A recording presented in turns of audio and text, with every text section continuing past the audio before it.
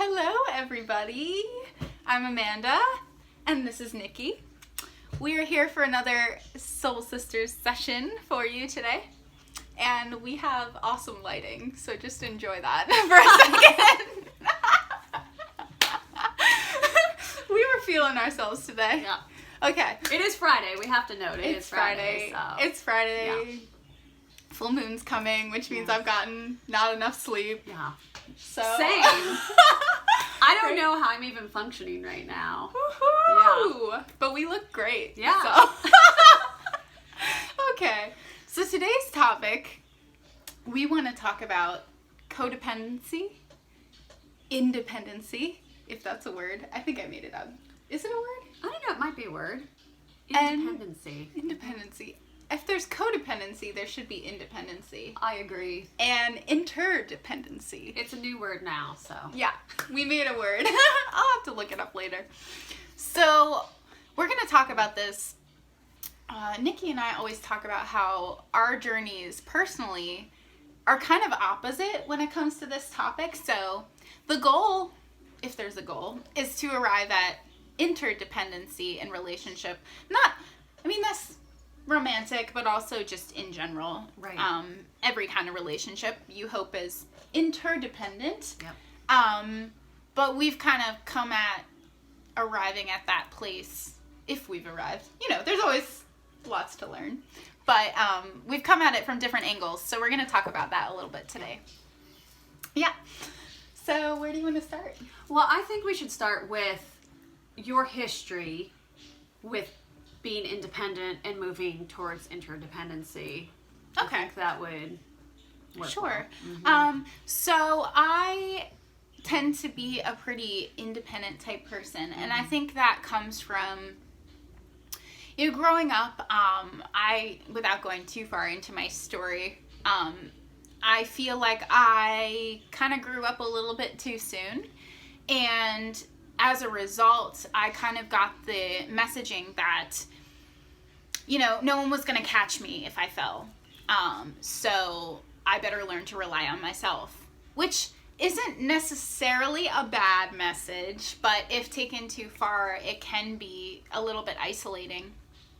So a lot of my own journey was, a lot of what I saw growing up was very codependent behavior, this idea that, one person is reliant on the other one to feel whole, and really never feeling whole within ourselves because we're constantly, you know, reaching outside of ourselves to feel fulfilled. And I think having seen that, I kind of went the other way of like, I'm gonna, and it ended up being a healing thing. It was, I'm going to travel by myself. I'm going to move 1,000 miles away from home. I'm going to start over in a place where I don't know a single person so that no one can judge me and I bring none of my history and, you know, that whole thing. Which, again, can be very empowering, but there has to be kind of an equaling out eventually. And I think a lot of what I've learned in the past few years has been about learning how to accept help from other people, learning how to tell people when I'm struggling instead of hiding it. Because for a long time it felt like if I showed weakness, either people wouldn't help me or they would see me as pathetic or, you know, whatever that evil voice tells you. So asking for help. Yeah, so asking for help. You felt like that was a weakness. Yeah, and it felt like, well, I guess I come from a very German lineage, and there is this whole idea in, like, the old German culture of, I don't want to be a burden. So I don't want to be a burden. So I give out, like, they're very, very generous people, but they never accept anything from anybody. Yeah. And that was very ingrained, this idea that you must give, but don't ever accept help, because that means, you know, like, we're here to give out, we're not here to receive, kind of thing. Yeah. And so that was kind of where I came from, and while I think in some ways, you know, and I'm also coming just from a relationship background, like, I have been single for like 7 years. So a lot of people, I think, struggle with relying on a romantic partner to fill them. And for me, it was almost like the extreme opposite of like, Right. I'm going to learn to do it on my own. I'm not going to have someone else in that space. But that also cuts you off from a certain type of experience at some point too. Like, there's a place for individual healing and learning to like be empowered and rely on yourself. Like, you should feel like a capable person. Right. But there's also a balance. Yeah. And there are how many billions of other people in the world. If we were meant to be islands, then probably there would be one of us, you know. Yeah. So that's kind of where I come from. Yeah. Yeah.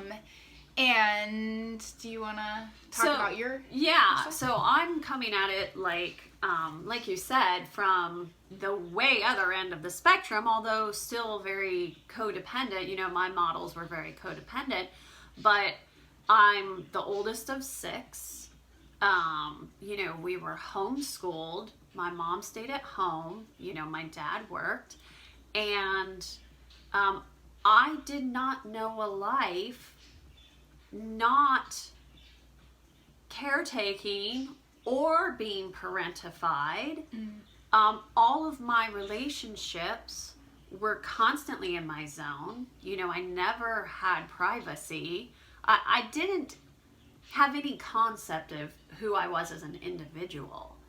So it was very natural for me as I became an adult, you know, that I immediately went from my parents' home to being involved in a serious relationship where there were already children. You know, that was my familiar.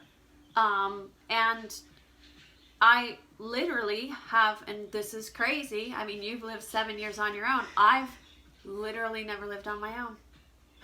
Not a single year of my life have I lived on my own. Wow. Yeah. Because by the time I divorced in my late 20s, I had my son. So there's always been somebody in my zone. Always. So for me, you know, every relationship was codependent. I didn't know how to be an individual, you know. So interdependency is a concept to me that just came on my radar in the last 10 years. Yeah, and it's not really something a lot of times that people talk about. Right. Oftentimes they talk about codependency. Well, I knew about as codependency. a negative. And it's Right. like, no, we don't do that. Yeah. But then there's almost like this glorification of being independent. Yes. And there's that can be taken to an extreme as well. There's one term you said that I want to make sure we define and talk about, and that's parentified child. Parentified, yeah.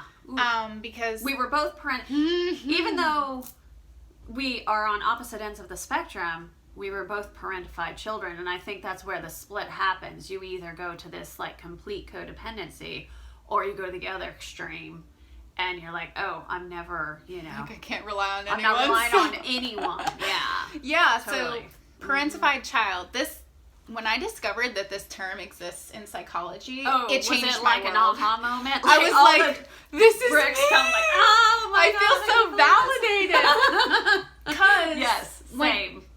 Because there's a lot of psychological conditioning that happens as a parentified child that makes you believe that your experience isn't valid, or that you're making it up, or I've been called a brat. I've been called, you know, that you're being unreasonable for having needs all of a sudden. So the definition, can you define that for me? And I'm not a mental health counselor, but as far as I understand, parentified child is when an adult, a parent, a caretaker, whoever's in your life taking care of you, looks to you to provide emotional support to them. Yeah. And I think what I read in an article was there's physical parentified child and then there's emotional. Yes. And sometimes people are both. Yes. So there's the caretaker or parent or guardian who for whatever reason cannot physically provide for your needs. Right. So a parentified child might be the one that is making lunches for the other kids to go to school, who is making sure that driving kids to school, or making sure people get to doctor's appointments, that's like a physical parentification. Yeah. And then there's also emotional, which I believe is a lot more subtle. It's much more subtle. And it can happen from same-sex parent or opposite-sex parent or both. Yeah. There's no preference on that. That happens a lot of different ways. Yeah, and I think actually this is quite a rampant problem, and one that no one talks about very much, because if you've been a parentified child, usually the only way that your caretaker can keep you in that position is to make you feel bad for speaking up about it. Right. Because if you realize that this is an unhealthy connection and you start to take your power back, then you're removing that support that they've been receiving for your entire childhood. Yeah. So what happens is, like, usually from too young of an age, you are taking on the responsibilities of an adult or of a parent. And a lot of times this happens because your parent has not received the emotional support that they needed growing up. So it's just a cycle that continues. Right. And what it is that as a child, you don't know any better to set a boundary. Right. And so in essence, it's, without meaning to, it's your caretaker taking advantage of you. And it is, a foundational piece for complex trauma, unfortunately. Yeah. And so, complex trauma is? Complex trauma, so there's, what a lot of us are familiar with is PTSD, post-traumatic stress disorder. And that generally is identified as a single large event where something traumatic has happened. Complex trauma, on the other hand, is trauma that is much more subtle, that happens repetitively over time. Okay. So it's the subtle traumas, like emotional, support for a parent, or, there's a lot of childhood things that happen. Yeah. Yeah. Cool. I just like to make sure we define the terms so that if people aren't in this sphere, they can still participate in our conversation. And I just think it's important to talk about this stuff because it is, I know for me, when I found that article online and I was reading the entire dynamic I grew up with and realizing I wasn't the only one, I think that's a huge sigh of relief. Yeah. And it was funny because as I started talking about it, other members of my family that I started talking to, it's like, oh, yep, I experienced that too. Yep. Right. And you start connecting and you realize, I think what I realized is that I didn't have to feel like I was alone in my situation. Yeah. And none of this is to blame where we come from or anything. No, it's not to blame at all. It's just to identify where dysfunction or disorder has happened, or disordered thinking has happened. Yeah, and when we bring it to the light is when it gets a chance to be healed. Right. And so with my mom, we have tons of discussions about that situation when I was a child, and I have never blamed or really been angry at her, because for me all along I've understood her actions then were based off of her own trauma and trying to protect and create a safe environment. So although it did its own trauma for me, it wasn't intentional trauma. Yeah. Yeah. So as long as, she's moved forward and she's identified that and she's healing with me, then it's like, okay, great. We can keep growing forward. Yeah.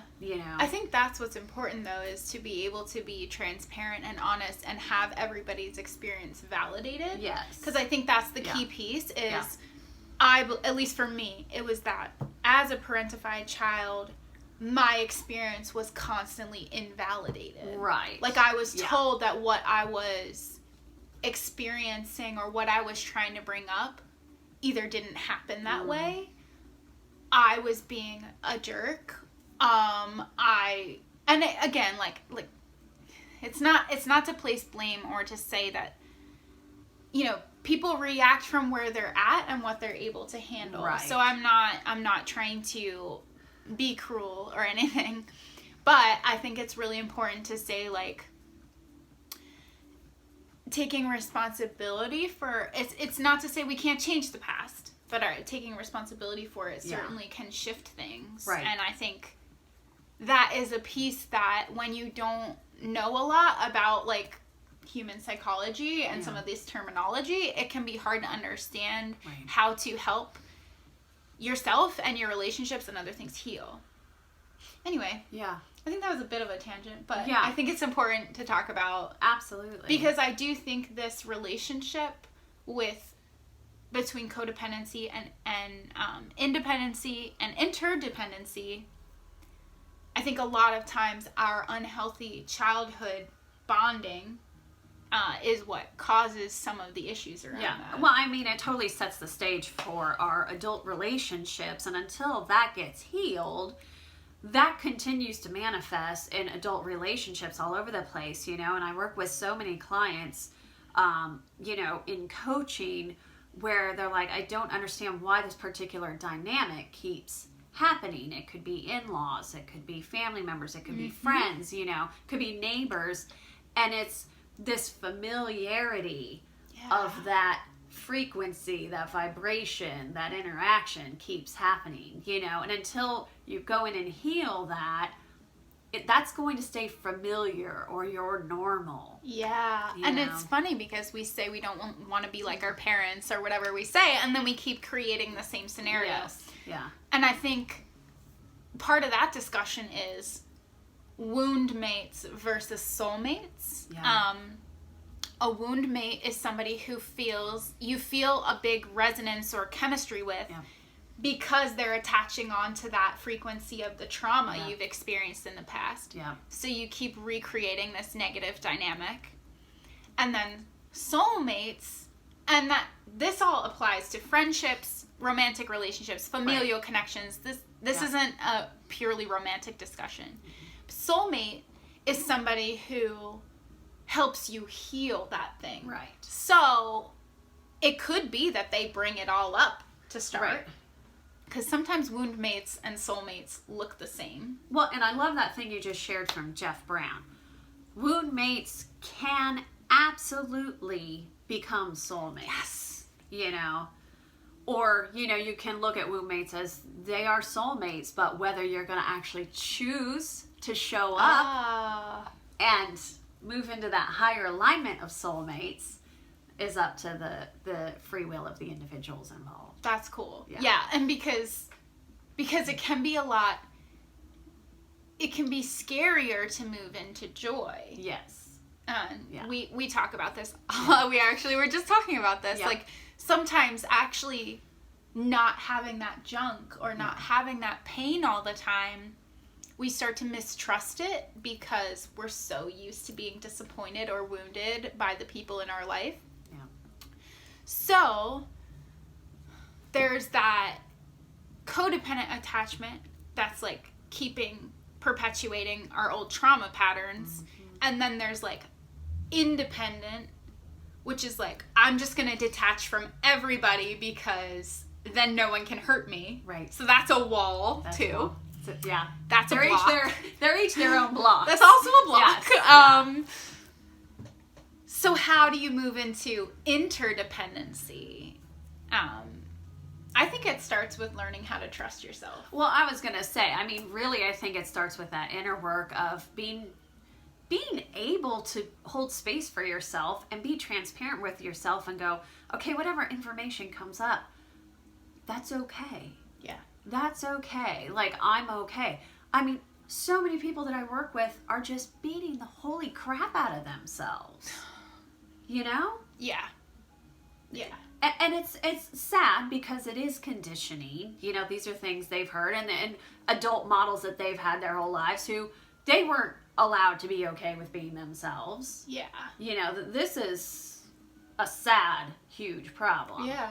But it really is being able to hold space with yourself, that inner child, and be like, okay, you know, we're going to be authentic. It's okay. Yeah. You know. Well, and I'll say there's a pretty key moment in my journey that I go back to, and I think, what was the thing that kind of let me trust again? Yeah. Let me realize that, oh, I can.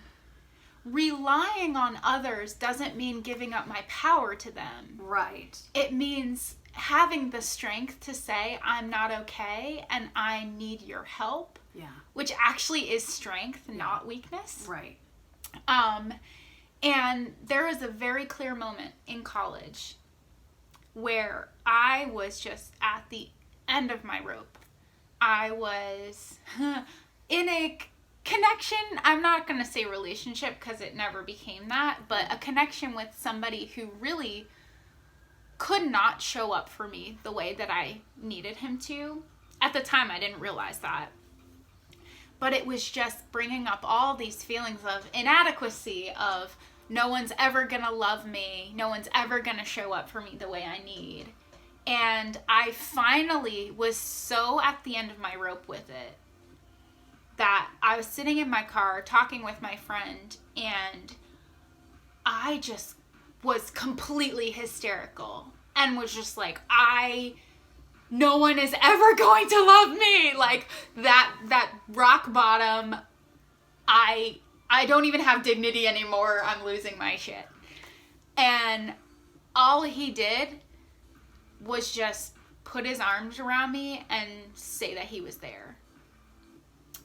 And I think that was the first time I realized that my pain wasn't weakness. That me showing that wasn't going to make someone run for the hills. Yeah. And that actually, we still talk about that moment as really being the moment when we knew we had a deep friendship. Yeah. Because it was like, you were brave enough to show me that part of you. Right. And also, like, you were brave enough to hold space for that. Yeah. That it wasn't just about, like, when I'm in a good mood or when I'm having a good time and I'm my best self and I'm fun to be around, you're here. It was on your good days and your bad days, I'm here. Yeah. And to me, and I do that for that person too. Yeah. It's about, interdependency is about, we both are giving from full cups. Yeah. We're not draining the life out of someone. Yes. We're in it together. Yes. I don't think I had, and that's a beautiful, beautiful story. Yeah.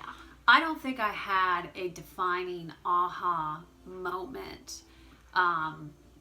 Universe has broken me down repeatedly over 20 years. Stop. Like, wake up, wake up, wake up, you know, and so it's been a bit of a longer process for me. However, it became so clear that all this codependency in my relationships was in a way trying to control everything because of my own trauma.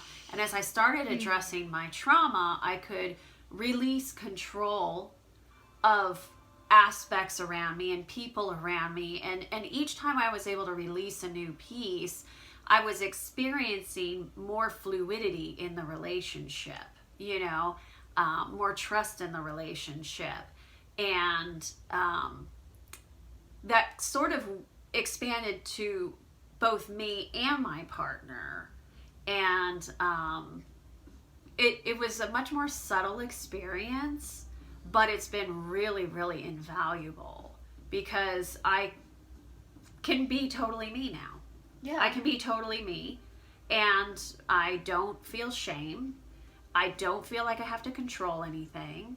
I'm just being my little brilliant light. That's awesome. And enjoying life. That's really cool. Yeah. So I love it's a much less controlling situation, and all of the boogeymen that I was afraid of, they're not here. Isn't that funny? Yeah. that we create the fear, and then when you actually take the leap of faith, usually none of the things you were afraid of are even real. Yes. I love what you said, though, about control, because I think control is what it's about on both extremes of the spectrum. Yeah. We stay in a codependent situation because while we keep getting wounded over and over again, we at least know what the story is. Right. So we know what the end of we know the script. We can manipulate and control from that place. Yeah. Same thing with being overly independent. Right. If you're not inviting anyone else to the party, then you can control everything that's going on. Yeah. Now, I think what is scary about interdependency is that you do have to release that control. But to me, that's what loving is. Right. Because there's a great quote. So one of my favorite spiritual books is called The Prophet. And it's a very short little thing, but I think there's a lot of really great truth in it. And I think at one point had the whole section on love memorized, but there, but really? Surprising. I can't imagine that. Surprising. But the one line that always sticks with me is, love possesses not, nor would it be possessed. Yeah. And that, to me, loving someone, loving yourself, love, period. Right. The energy of love is the opposite of control. Yes, absolutely. Freedom. Yes. Love is freedom. Yeah. And what that means is that you really have to have faith and trust. And that, like, that trust fall of, like, I'm not going to manipulate this. Right. I'm not going to coerce someone into staying. I'm not going to be possessive. Yes. I'm going to allow their fullness just as I hope for that for me. Right. And it's trusting that if I drop the reins, that person's going to stay. Yeah. And we're so conditioned to believe that unless we, I know I heard that this as a woman. It's like, unless you get your whip out, you got to control your man, or else he's going to, whatever he's going to do. No, guys. Like, if that person needs you to do that, then it's probably not your person. Yeah. But also that I don't think any of us would say we aspire to be controlled in love. Right. So why would we do that in our friendships, in our familial relations, in our romantic connections? And I think it's important to note that you can sit there and say, oh, well, that's not my relationship. I don't feel like I need to control my man or whatever. Put the brakes on for a second. If you feel like you need to control even what he says to you because you don't want your feelings hurt, that is still a form of control. Yeah. You are still trying to protect something in here that could be triggered. Mm-hmm. So, it's not all just about, oh, is he talking to another woman? Oh, is he, looking at pictures on it? No. That, it can get much more subtle than that. And there's a lot you can be trying to control, but you're hiding it from yourself. Yeah. Yeah. I think what interdependence is both people feeling safe to be 100% transparent and authentic. Yeah. Now, that's the goal. I mean, do we always meet the goal? No. Probably not. No. But I feel like true interdependency is that safe space, that safe ground to show up in whatever mood you have today. Right. With whatever thoughts you have today and feelings. Still taking that other person into consideration, but that you're not filtering yourself to manipulate the situation. Right. And I think there's very few examples of that in our life. Like, that's very, very few people actually strive to live that way. Yeah. Yeah. And that's why we're talking about it. Right. Because it's actually really freeing to be in an interdependent connection. Yes. I'm just now feeling like I'm getting to that space in my own life. And I mean, I've been working on this for 20 years now. Yeah. And I'm not talking about just a marital relationship, just in general, again, like we said, this isn't just a romantic relationship situation. This is in all relationships, friendships, familial relationships. That interdependency is something like you learn to cultivate inside of yourself. Yeah. You know, and then it's expressed outwards. Well, because how many of us, I mean, I think everybody knows what we're talking about. Like, you know how people, like, group off and, like, you want to fit in the group. So you just don't mention that thing about yourself that might be a little too weird for them. Right. Or you maybe don't dress the way you really want to go to that party because you think maybe somebody won't approve. Right. Or those are also ways that you sabotage full authenticity. Yep. And if you're feeling the need to do that with the people you surround yourself with, then probably there's some kind of attachment there that's a wound rather than some kind of, you know, feeling of freedom and the ability to be yourself. Yeah. I mean, it always, no matter what we talk about, no matter, we could film 1,000 of these things, it is always going to come down to the inner process. Yeah. Always. And I mean, I think a lot of times when we've been modeled codependency, we have to go through a period of independency in order to shed some of those old patterns. Well, did we talk about this in a previous one, going through an awakening process where you kind of do this radical pullback? Yeah. You know, where you're like highly independent for a while. Did we talk about that? I don't remember. Maybe not in so many words. We need to talk about that at some point. Yeah. But you go. You know, when you have this awakening, you often go through a radical independency where you pull back and you're reevaluating. You know, what is the fully authentic me? You know, and what is the fully authentic relationships in my life? You know, because you're just so driven at that point to have everything in alignment. Yeah.